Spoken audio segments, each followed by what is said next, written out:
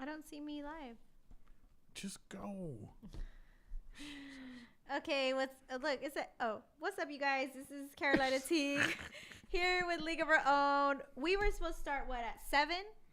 Somewhere around there. It's 8:45, and Yes. the reason why we didn't start on time is because we were too busy. I'm schooling Carolina on politics. We were discussing politics. It's not live on my Twitter. And that's on you. Oh, What? I don't know why. It's not live on mine either. Is it live on my YouTube at least? Yes. There we Okay. go. We're live on Twitter. Okay, cool. Okay, here's my thing. So, is it on your page? I'm finna share it on your page. Sorry, Guyland. Just go. Okay, You don't have to share it. Go. Hold on, I am gonna share it. How about No, that? don't. Oh, actually, it's not live. Whatever. It should be. It's not. I swear to God. Anyways, so who cares? We live, and this is gonna be the shortest podcast probably we've ever done because we were too passionate about the stuff we were discussing. But I haven't been on in 2 weeks, so I was like, I need to at least touch base with everybody to let y'all know that I still have a podcast. And we've been getting caught up. So Guyland's been at we were at DMP Boxing this weekend. Did y'all see that? I don't know if anybody saw that. Guyland, I think he has the photos up of how our weekend went. It went pretty well, actually. I'll have a good second. So it was actually really fun. I commentated for the first time. I don't even know if that's the correct term, but I was on the commentary team for the first time. And I was really nervous because it was with Jesse James Leija, who's a world champion in boxing, and Hector Ledesma.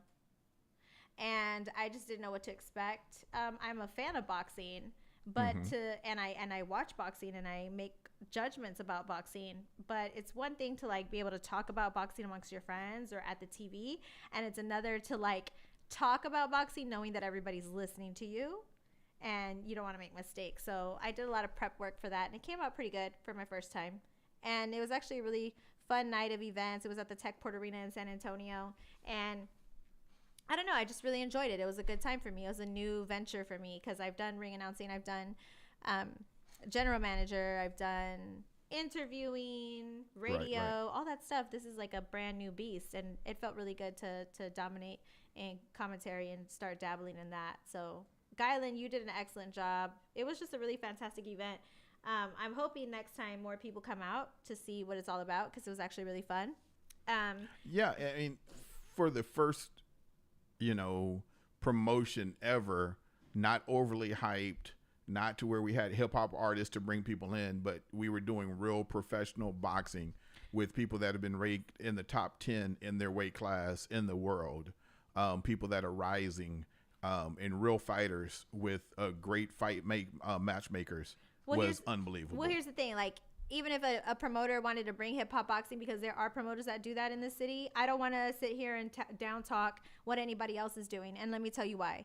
Because and this is like not a you thing, it's not a me thing. I'm just telling you, like, for me, this is League of Our Own is a media outlet, right? It's a media outlet for everybody in the city. It's not a media outlet just for one boxing promotion or 2 or 3. It's for everybody. If you have a good relationship with me, you can come here and you could promote your stuff, because this is what League of Our Own is for. It's to bring up and uplift people in the community who are starting small or even big already and want to put their stuff out here, and we give them the opportunity to do so. So I'm not going to ever kind of, oh, they're doing it this way and we're doing it this way. That's not what I want to do. And because it's very crabs in a bucket like mentality to me. That's what it seems like, when people do that stuff like that, because at the end of the day, you work the promotion, right? You know exactly how hard it is to have a show. Oh, it's crazily hard. It's crazily hard. And this is it's very hard. It's a huge challenge. So I'm never going to knock anybody in the city who has a promotion, because firsthand, Guyland, that it is not easy, especially for show number 1, right? And then to have longevity, it's even more difficult. So anybody who's doing this and figuring it out as they go along, I'm okay with anybody who does that. That is what I'm going to say, because it's the truth. Anybody who's willing to put their name on the line, put their money on the line, put their hard work on the line, put their time, efforts, and energy on the line to put on a show for the community to come together and watch a sport that they love. I think that I have to commend them for that. And I'm not here to politic or take lines. And the reason why I say it's not, like I said, not a you thing, I'm just making this clear. Because of the fact that the first thing that happened when I said I was doing DMP boxing, I'm not going to name names, right? And I'm not going to, and it's nobody that y'all would know, right? But there were random boxing fans, random boxing people that were reaching out to me, right? And they were saying, well, I don't like so-and-so's promotion because this and that. Or is so-and-so trying to be like so-and-so? Or like, and just saying things that are of negative connotation. And I'm here, and when I'm hearing these things, I don't want to hear anything negative about anybody in this city. Unless you have done something that is like very vile and evil, and I have evidence of that, then I'm like, okay, and it's public, knowledge and not just gossip and rumors, then I am not trying to hear it. I don't want to hear gossip and rumors. Gossip and rumors by middlemen in this city is one of the reasons why people in this city cannot thrive. Because I hate gossip and I hate rumors and I hate all that stuff. And that's what I'm saying. So as soon as I said I'm doing DMP boxing, people immediately try to like talk to me about other promotions. Well, and the first thing I'm going to tell you is that I don't have a problem with any promotion in the city. I don't have a problem with any boxing promotion in the city. I don't have a problem with Mission Pro. I don't have a problem with RSW. I don't have a problem with mom and pop up the street on the north side who's trying to do this. I don't have a problem with them because at the end of the day got to end, right? And we all have to come you dumb. We all got to. You were so dumb. We all got to come together and uplift people. There's these haters and crabs in a bucket that are going to say rumors about people and spread gossip about people. And what that's going to do is just tear people apart and make people pick sides. And then who loses in the end? The city loses in the end. Because if I believe a rumor that somebody started about a promoter, or if I believe a rumor that somebody started about somebody in this city without any evidence or any proof, and I automatically believe it, and I'm a media outlet and I'm a podcast host, then that makes me biased because I'm instantly believing the gossip and the rumors. Who am I to believe that without any evidence? And I know firsthand, being in the sports industry, that people will make up false rumors about people instantaneously, and they're blatant lies just so people can't support me. Listen, that has happened to me a couple times. So I know better than anybody that I'm not going to believe like gossip and rumors. Unless you can be Sweden if you want to, right? You can be non-committal and you can you not should talk. be as a media. You should be as a media outlet. Real talk. I'm not a media outlet. No, I am. This is League of Our Own. Right. Podcast. This is your show. This is your show. Right. I agree. The only thing I'm going to say, right, and I hear what you're saying. I take it 100%. There are different classes and different styles of promoting in San Antonio. Absolutely. And there are different promotions that hopefully will be around. I hope all promotions are going to be around for a long time. I hope that we can partner with other promotions. I care about very small things. I care about treating people really good. I care about my daughters. I care about my family. I care about my podcast studio. And I give a really, really, really big fuck about you and Maximo, right? Mm-hmm. And so we can talk about all these other promotions that had a chance to bring Carolina on as whatever. And I don't know if they did or they didn't. I don't know if you turned anything down. I know the promotion that I was a part of brought Carolina on, brought Maximo on. And to me, that's a friend. To me, that's something I'm going to take up for. And I'm sorry. It puts us a little bit ahead of other, because you were there. And if you don't think so, then that's fine. We'll get other people on that. You know what I'm saying? No, hold on. No. Time out. And I'm not saying like I'm not saying that. I'm just saying like not everybody's Carolina Teague. So that's what I'm saying. That's how people think. Okay, well, if you're not gonna fall in line, we gonna push you out. No, I'm not saying that. But that's what people do. And Right. that's what I'm talking about, the crabs in a bucket mentality. That's what people do. People really do that. But let me just say this.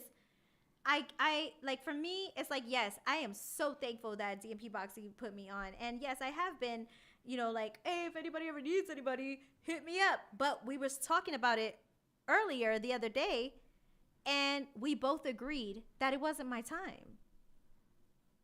It wasn't my time. Right. And So everything happens when the time is right. Everything happens when the time is right. And to be fair, perhaps I wasn't ready, right? And to be fair, if I had to ask for a time to finally be a part of a boxing promotion in San Antonio, this is the perfect time. You want to know why? Of course. Because you had people around you that supported you. Exactly. You were around me.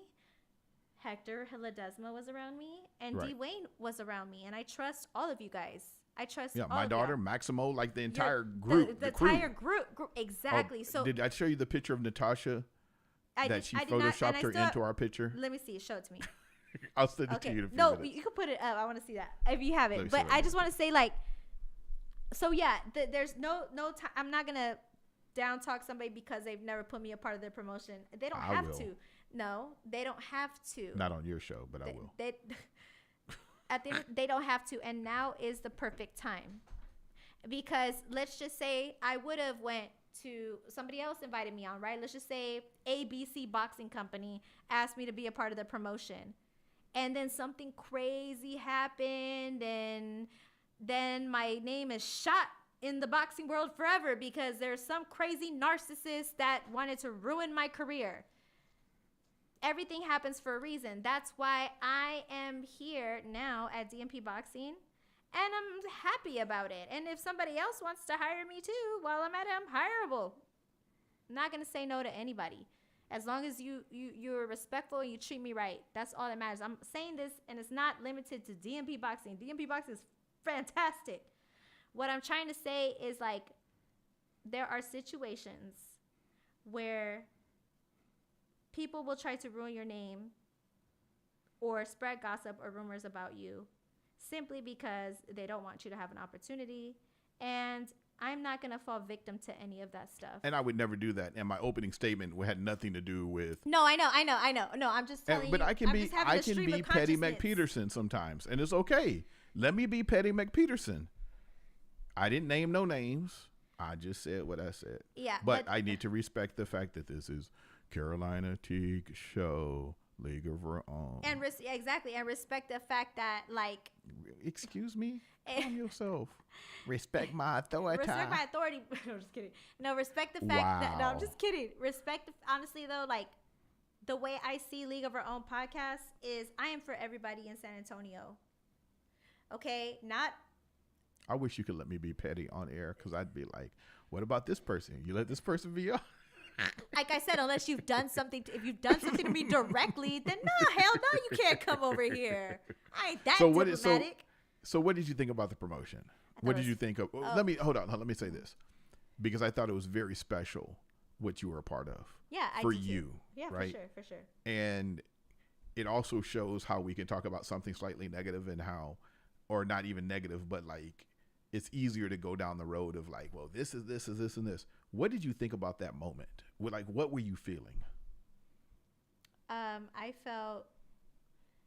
Ramon says, hire someone to be petty for you. He said he'll do it.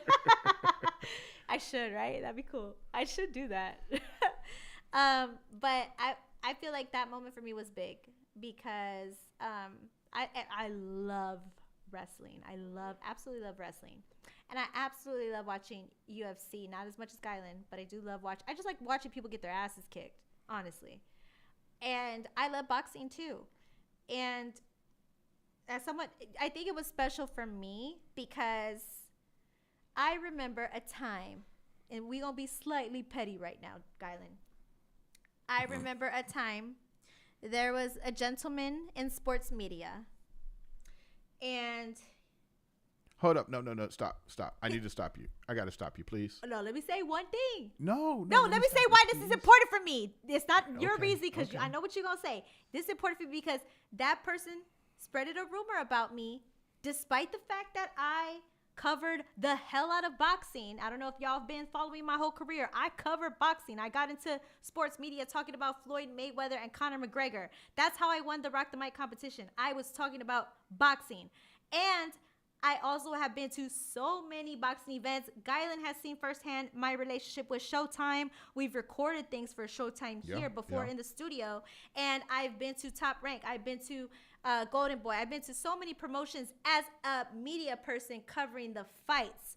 But I never thought in my little peanut head that I could actually be a part of the production. My mind could think forward to wrestling productions, but for some reason my mind didn't expand to the fact that I could be a boxing productions. I don't know why, but I was like, the fact that this even happened, I was like, yeah, like I can be a part of boxing productions because it finally happened. And it's not like I was thirsty for it, but what I'm saying is like it was meant to happen when it happened. Oh, and back to that guy. The guy spread the rumor essentially that I didn't like boxing, that I was lying about enjoying boxing because he was actually his projection. He was lying about him enjoying boxing, if you want me to get technical.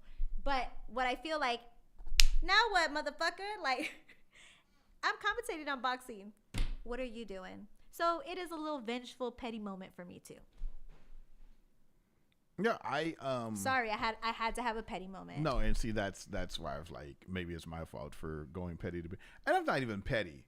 I think after being a part of a promotion and understanding like this was for me and for the promoter themselves, Desi Martinez, who has become a fast friend of mine, D. Wayne, this was much more about look at the event than I've seen other promotions that was look at me, look what I can put on, right? And that's what I feel about certain promotions. It's not being petty. That's just what I feel. Right or wrong, it is what it is. You know what I'm saying? Oh yeah, no. And so for us, it was like, how can we entertain the fans? How can we make this a family event? How we can make boxing back to what it used to be? And so when I any kind of comparison to anything else, it's not because I'm trying to tear them down or be petty McPeterson. It's because the feeling around this, having you there, having Dwayne there, it felt real. It felt organic. And that's why. Exactly. And also too, like there's things that I love about different productions. Oh, of course. Like of course. For example, right? Golden Boy. I don't know if y'all follow boxing, if y'all are watching, but Golden Boy Productions, when I think of Golden Boy, I don't think of like the Golden Boy fighters. I think of Oscar De La Hoya because he has made Golden Boy Promotions about him. That's how I feel. Right. He's made Golden Boy about him and whatever. I think Showtime is about the fighters, right? Or was before they went under. You could say that UFC, I don't know if you would call it synonymous with Dana White, but yeah, I get what you're saying. Like some people are bigger than their actual promotional company. Yeah. And Oscar De La Hoya is like the example that I would give because, like I said, for that very reason. But I feel like that is a great point that you brought about Desi's promotion, is that I didn't see him at one point making at it all. About he wasn't him. Up there on. Yeah. He made it about the fighters, and I love that. I love that he made it about the fighters because that's what it's about at the end of the day. 100%. It's about the fighters, and it's about getting them. And he even said his vision is to get them big names, make stories about them, because at the end of the day, that's what it's all about. That's why I say I am so and I feel like I needed to go and cover all of the boxing promotions in San Antonio, which I have a tremendous amount of love and respect for, whether it's Rick Morones, whether it's the Robert Garcia ones, Boxers and Brawlers, to seeing how they do things, to seeing how Davies has done things, to seeing how AAA Promotions has done things. Like those promoters are really, like, I've been to their houses. They're friends of mine, and I love what they do. And they're all incredible for different reasons. But I'm very grateful that I was a part of DMP Boxing for the very first show, because it just so happened like all the people that have been supportive of me in my sports journey somehow happened to be a part of it, which was crazy to me. And that's how I got put on. So it just was like the perfect storm. And that's why I'm grateful for DMP Boxing. And I really hope that this promotion is so successful and people visit it and attend their shows, because I, as a woman in sports, have been through a lot. And I honestly feel like DMP Boxing is one of my safe zones. I feel like I can go to DMP Boxing and be myself. I know that Hector is not going to judge me. I know that Gylan has my back. I know that Dwayne has my back. I know that Jaden has my back. I know there's so many people there at that promotion company that I've known for so many years, that as a woman in sports, this is a safe zone for me. And that's the main reason why I'm so happy for DMP Boxing and what they're doing. And I hope they last for a very long time. Yeah, and I think, I'm hoping that they will. So I'm hoping. I'm gonna light a candle. I'm gonna light a candle. You gonna light a candle? I'm gonna light a candle. Oh, and then we got to talk about the LSU versus Iowa stuff, right? Oh, Janaea. Hi, Janaea. Hi, Enrique. Thanks for tuning in, everybody on YouTube. Chris Gonzalez, Tim Gonzalez. Thank you guys. Christopher Summers. Thanks for tuning in. I do feel like another thing too. The LSU versus Iowa game. I really enjoyed it. It was fun to watch. And the Angel Reese thing, she came out and said she was getting death threats. And people were kind of criticizing her, like, why are you playing victim now? You was rah-rah when everything was going down. And I can kind of see where they're coming from. But at the end of the day, not really. Because there's male athletes that rah-rah all the time. And when they lose, they cry. But they don't get criticized. I don't see anybody really heavily criticizing people as much as they have Angel Reese. Angel Reese really gets the brunt of criticism. And honestly, this all started because she did the John Cena thing that Caitlin Clark did and put the hand in her face, "You can't see me." And just because she did that, it exploded into this huge like firestorm of like racial undertones. Like people were saying the most horrendous things, and all she did was the exact same thing as Caitlin Clark. So for somebody to try to like gaslight me and tell me that Angel Reese is playing victim and she doesn't really go through the like she's now playing victim even though she's rah-rah, pick a side, you're either this or you're that. No, she should be able to be whoever she wants to be unapologetically. And this is what I say that a lot of people don't get also about women in sports, is that like we can be feminine and we could be soft, but we don't have to be. We can also be very masculine, and we could be trash talkers, and we could be anything that we really want to be. And we can have our moments when we're sad. We can have our moments where we're mad. We can have our moments when we're petty. Like we can be whichever type of human we are. So if Angel Reese is saying like, "Hey, look, I don't get treated the way other people get treated," she really doesn't. She truly doesn't. She does not get treated the same as a Draymond Green. Unless Draymond Green says he gets death threats, which I've never heard him come out and say. I wouldn't be far from Draymond, but I hear what you're saying. No, but I'm saying like Draymond receives a lot of that same hate because of who he is. He does. Yeah. But Angel Reese gets it like worse. All they got to do, all people need to do is they need to go look at her IG feed when she posts something. And it could be the most innocuous thing in the world, and people are going to come in for her for no reason. The thing is, like, yeah, you could be whatever you feel, like Lolo says, but accept the consequences that come with it. But my thing is like this. She's not a murderer.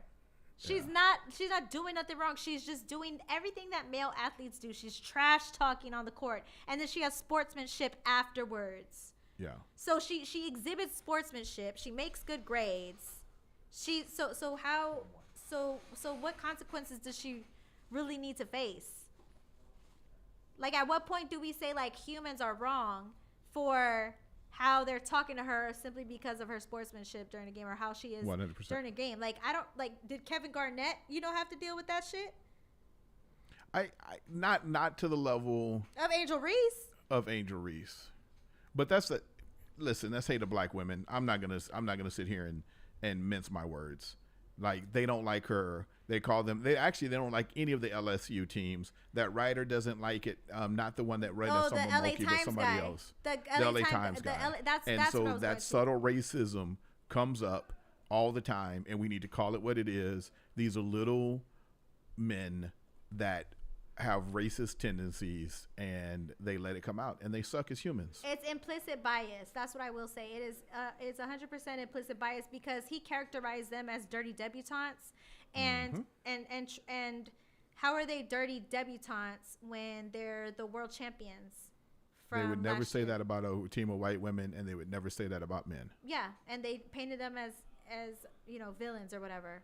Anyways, and think about this: black people have always been told that they're dirty because of the color of their skin. It's not hard.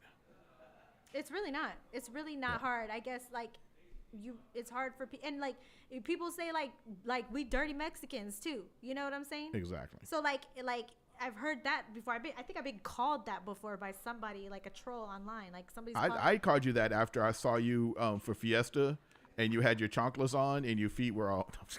Shut up.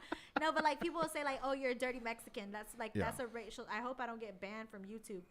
This is a term that's been used towards me as racist. Am I pretty? But yeah, so when you're calling minorities dirty, it does feel you kind of and he might be the nicest person in the world, and his best friend's probably black, and he's probably dated a black woman, so he could never be a racist.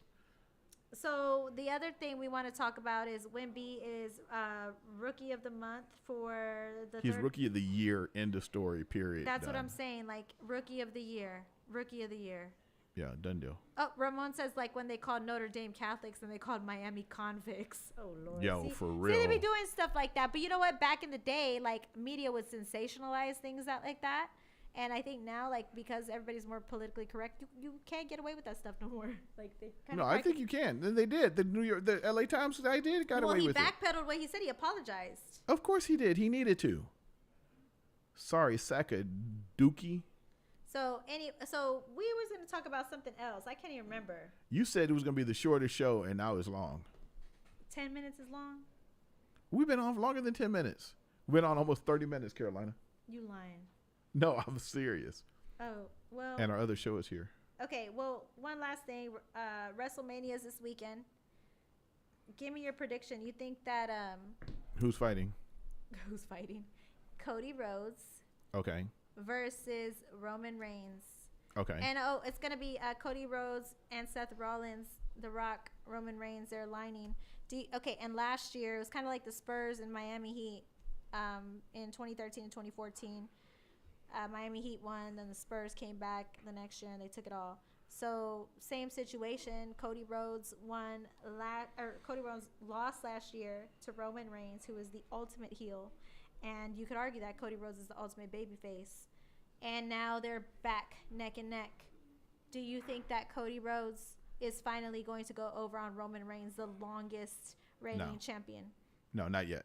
And he's only the because longest reigning champion. The only reason I started following this a little bit here and there, and I think they're going to make Cody Rhodes work really, really hard to get to the top. I know he's already there, but I think I think he just signed that contract.